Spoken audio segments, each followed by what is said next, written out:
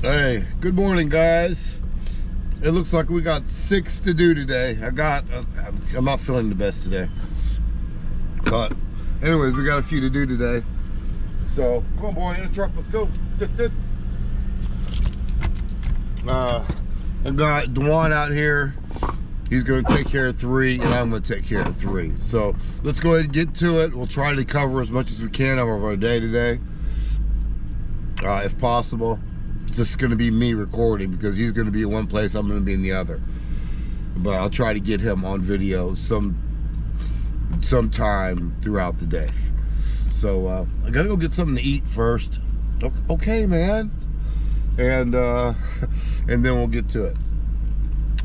Actually, I got to go to the dealership and pick up a damn high pressure fuel pump first. So let's get to it, guys.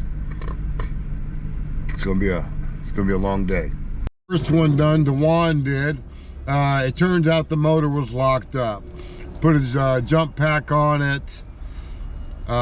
Put the big extension breaker bar on the crankshaft pulley. You know, he said he put a lot of pressure on it, almost to the point of breaking the damn breaker bar. So F-150 2009 is done. He's headed to the next one, which I have to set him up to get that one done. So one down. All right, so we took off the shield right here, guys. I'm just gonna show you what I did already. Took the shield off. I took off what, 1, 2, 3, 4, 5 bolts. 2 are on the sides, 2 right here, and there's 1 in the middle, and it's in that hole right there. So that's how you take that off. There's 2 bolts that go on the shield. You gotta take that off before you even get to the pump. I just laid it on here. All right, 17 millimeter on this nut right here. Pull it off, and you're gonna have to get the fuel line disconnect tool, which I use this one right here. I use the red one. Works fine. So now all we have to do now is unplug this connector down here. We'll do that after we take these bolts out. There's 2 bolts you got to take off. So let's take those bolts off. They look like 13s maybe. Let's get it off. All right, guys, so we got it out. And it goes right in there somewhere, wherever that hole is. We'll find it later. And here's our, well, that's not it. Oh, here it is over here, guys. Sorry, I'm not feeling the best today, but here's the pump right here. This thing will fall out on you when you take it out. It's just going to drop, so be careful of that. All right, and here's the part number at the dealership, the numbers that you need. Hey guys, well, I'm sitting at this the Equinox right now. We just put the high pressure fuel pump on there. It was acting up. I'm not getting the same codes anymore. And I'm getting different codes. Idle, too long. It was smoking earlier. It's not smoking anymore. It's been running for like 15 minutes on its own. It's not dying anymore. I did when I first started it up. It started dying and blowing out smoke, like I got leaky injectors and shit. It's running. It's kind of shaking, as you see. I'm not getting any trouble codes. I'm getting different codes. Well, I wasn't. Let's see what kind of codes I got now. Still, I have no trouble codes. The other ones would already came back immediately. So the high pressure fuel pump did solve some problems, but I'm still thinking we have other issues. So I'll keep you posted on it. I'm gonna let it run for a little bit. I think I'm gonna go grab some gas because we're almost on empty right now. Reduced engine power is on too. You'll see it in a second right down here. Let me see if I can make something happen. Actually, it runs better. Can't explain it, guys. It runs a little better. It's got acceleration when I hit the pedal.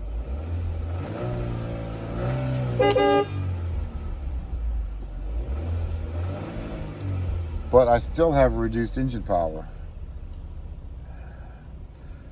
It's not running rough anymore. I did see when I was in my data stream, I was looking at the pressure sensor, the fuel rail pressure sensor, and it was in the green, and then it turned red. It was like 5,000 and something, 3,000, 3,600. You know, it would be in the good, and it would jump up to the red and jump down to the 3,000. 4,000 and above, I believe it was on the scan tool. I'll see if I can pull it up for you right now.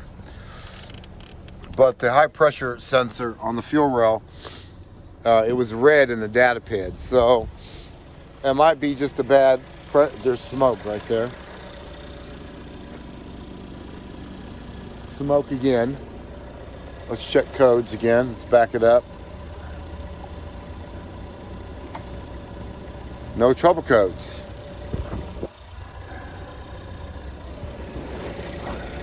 So I'm gonna look around and let this thing run for a little while and get some gas. Let's go get some gas first. All right, we're sitting here at the gas station. We got some gas in it. It's running better even before the gas.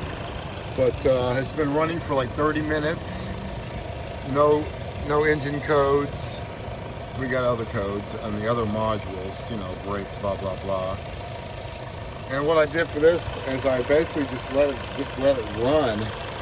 I don't know why it took so long to start acting right. Let me know in the comments if you ever ran into that. Once you replace the high pressure fuel pump, how long does it take for the car to run better for you? Usually I'll pop them in there and they're running good within seconds. So I don't know why this one took 10 minutes of start, stop, dying, different kinds of codes. And then it finally smoothed out 15 minutes later. And now look at the engine now, it's running smooth. You go back in the car and we'll check. We just did a quickie race. So we got all greens. No trouble codes in the engine. Stability, progress, yeah. I'm not worried about those codes. But let's see. I don't see the reduced engine power, but I'm sure it's up there. We'll check that when we get back to the house. All right, guys, that was insane right there. I don't know. I know we did good things. We put a new pump on there. My readings are good now as far as pressures. But man, I don't know why it took so long for it to start acting right. I did the resets on fuel pump trims and the other fuel trim resets. I did the resets on that. That seemed to have helped out some. I don't know. The reduced engine power is now gone from it. I don't know. We're going to check it one more time before I leave. I gave Dewan most of my jobs today because I've been out here playing around with this damn Equinox for a simple fuel pump, a high pressure fuel pump. So, well, I still got paid. There it is right there. Let me pick up this call. I don't know why it took so long again. I don't know why it took so long, but the reduced engine power is now gone. It's idling fine, no problem. So just be aware, if this ever happens to you, just give it some time. Keep starting it up, and eventually it'll smooth out for you, hopefully like it did for me. Because I ain't gonna lie, it did kind of worry me there for a second. I don't know why, because my pressures are definitely better, but it took so damn long for it to bleed out or whatever it had to do. Get some bubbles out of it or something. I don't know. I don't know, guys. Anyways, I got to get to the next job, or I got to get to a job that I sent Dewan on. Get over there. Get on my seat, please. So I'll talk to you later. I'm out. Peace. Guys, that's it. It's Hayes Mobile Auto Repair. We're in Jackson, Mississippi. So I'm filling up my air tank right now. So let's get to it, guys. first one, we're going to go on the other side of town. It's like a 20-minute drive to get to the other side of town. Where I live, there's like 3-4 cities that are connecting. They're connecting cities. So Brandon, Madison, Canton, Jackson, Flowood, Brandon, all these cities are right, you know, spotted over the map. So I service all of them. So anyways, let's get to it. It's Hayes Mobile Auto Repair. Happy Thanksgiving. Yes, it's Thanksgiving today. I'm working. First job today we're going to do is this this Ford truck. It said it had a P0089, which is like the fuel pressure regulator, malfunction and open circuit. But what it is, and I didn't get that on my scan tool, but I did get a misfire. It felt like a single cylinder misfire. So I have it on power balance right now. So it says it's misfiring on number 3. So we're going to go ahead and check that coil pack. Hopefully we can make this one a quick one. And it's just a coil pack, because if it would have been that regulator, I probably wouldn't be able to get it done today. So we're going to check out cylinder number 3. All right, and to verify the third cylinder, Fords always go 1, 2, 3, 4, 5, 6, 7, 8 on a Ford. So we're just going to unplug this coil pack, listen for the engine to change, and it doesn't change when it's unplugged. So that means it's out. Yeah, it's out. So let's go and pull that coil pack out. We'll go ahead and do a spark test on it, and then we'll get a coil pack if that's what you need. If you were regulator, almost kind of heat come off. Alright, here's the coil pack. You said you got these off eBay. I remember those. Can you hold that camera for me? Right there. Let's go ahead and plug it back up. A spark should come out of here. And it should. If it's good. But I don't think it is. Alright, it's plugged up. I'm putting my hand on it. It ain't shocking me. That's the caveman way to do it. It happened to me when I worked on the Datsun. I got sucked so bad. I bet, man. And it ain't pretty, yeah, it hurts sometimes. Yeah. But anyways, I'm gonna go get you another coil pack. Yeah, but the iridium spark plugs are supposed to be pretty good. The iridium 9. Yeah, they are. That's what I put in there. The spark plugs, yeah, that's the best plugs we got, the iridiums. I'm gonna get you another coil pack, man. I got 2 more to do today, so we'll get this done and I'll be out of your hair. All right? Sounds good. It only needs to be replaced, this one. Just this one. Mm-hmm. And when another one goes out, I'm gonna get 8 new ones. Okay. All right. All right, we're gonna put that back on there, and we can shut off the vehicle. Look, I got it. Oh, your finger's stuck. He's got it on the vacuum. It hurts. Look at his finger. No, man, it sucked all the blood. All right, let me go get you one. I'll be right back. Okay. Hey, actually, this is going to work out nicely. At the stop sign, today. turn left onto Castlewoods I'm Boulevard. just doing pretty much diagnosis today. I thought that one was going to be a high pressure fuel pump or something like that, but it turned out to be a simple misfire. So, you know, I'll get my minimum fee and a little extra, you know, for coming away out here. And I'm gonna call it a day. Well, I gotta go to 2 more, so and that's usually how Thanksgivings and Christmases and holidays are. That's why I work all the holidays.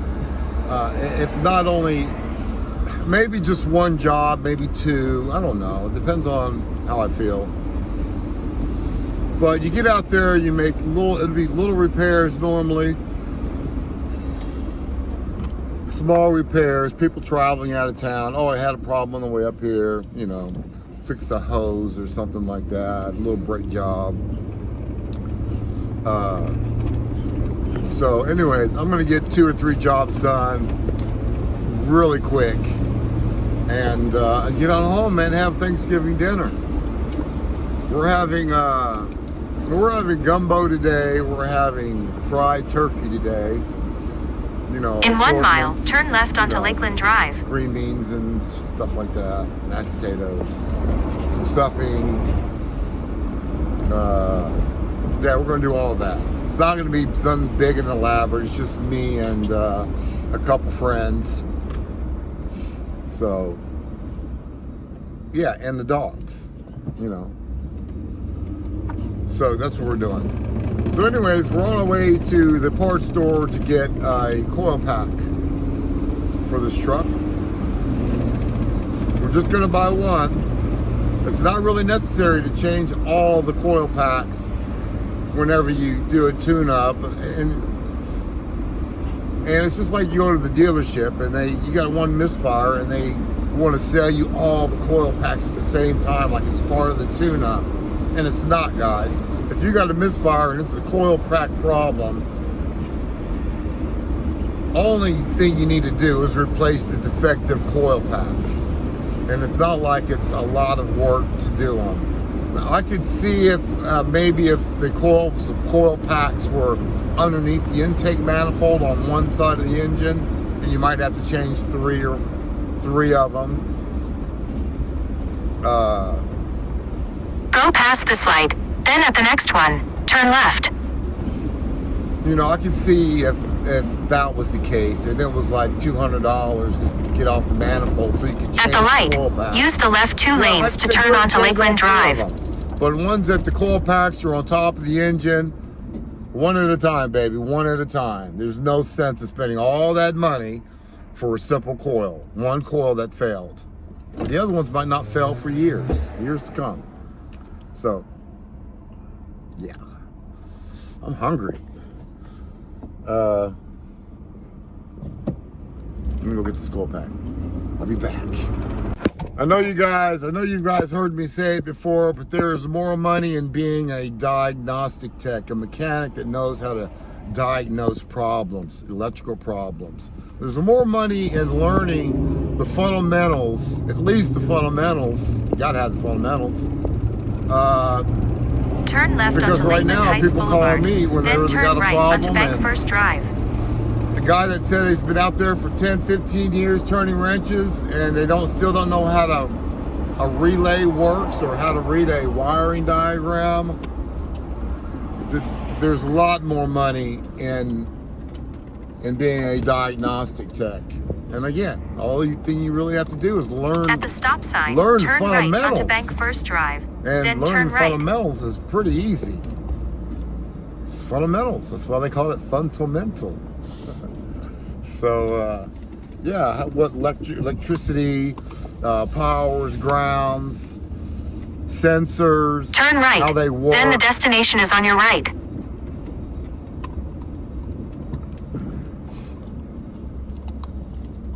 Or they pull up, pull down design.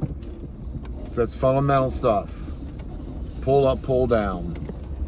Pull up the voltage or pull down to ground voltage. To zero or whatever it is, whatever. The destination is on your right. Arrived. All kinds of stuff, man. But there's a lot of fundamentals, but you gotta start somewhere. Yeah, I'll make. Because right now I'll make 500 a day, 600 a day, and I'm only gonna be out for like 3 hours. So I'm gonna do it quick. I got a phone call. Yeah, so I am grateful that I am able to make that kind of money. I'm grateful. This is a day to be grateful. That's what we say to ourselves. We got the new coil in hand. It's F-150, it's FX4. All right, so pop this new coil pack in there and the car is gonna be idling normally again. What's up, man? I'm back. Well, I appreciate it. You're welcome, you're welcome. Let's get you going again. You got the keys on you? I got the keys on me. Let's go ahead and fire it up, man. You're ready. It's gonna run good again. It's gonna run nice and smooth. No more misfire number 3. I'm just tightening up the bolt right now. Fire in the hole.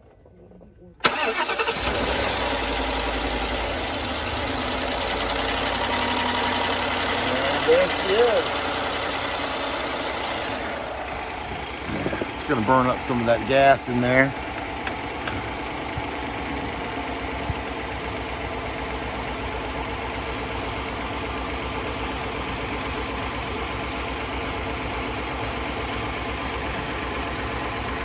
Runs a lot smoother now.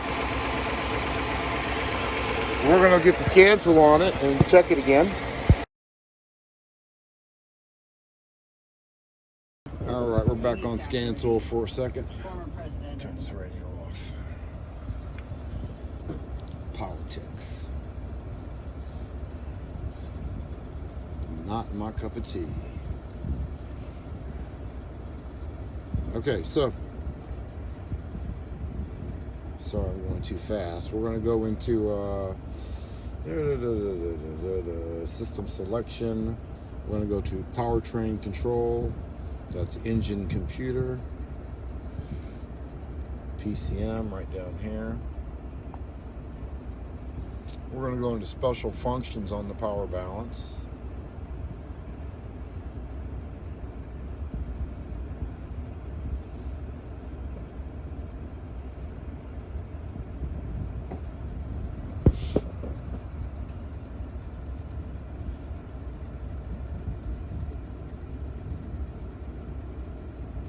Let's go ahead and read fault codes again.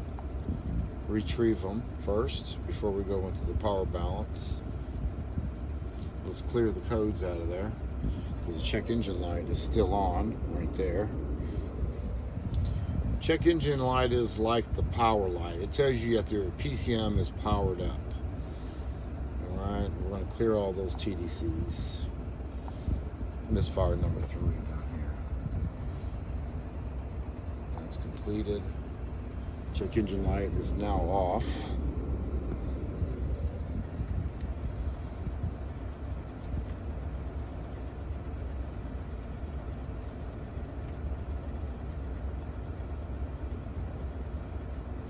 Now I have ignition coil primaries opened because I did feel a little something in here. So let's go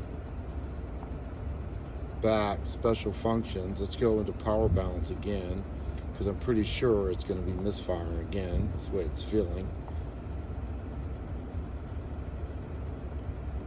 It says there's an open now.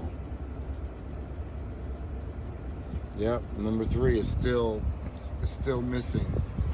So let's find out why.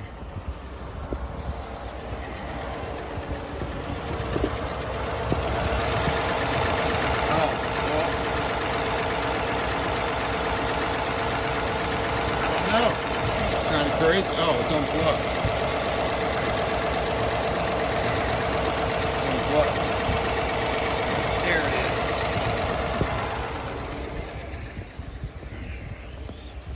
I thought I had it plugged in, guys. My bad. Let's shut off the car because sometimes the computer don't want to act right if it's still running.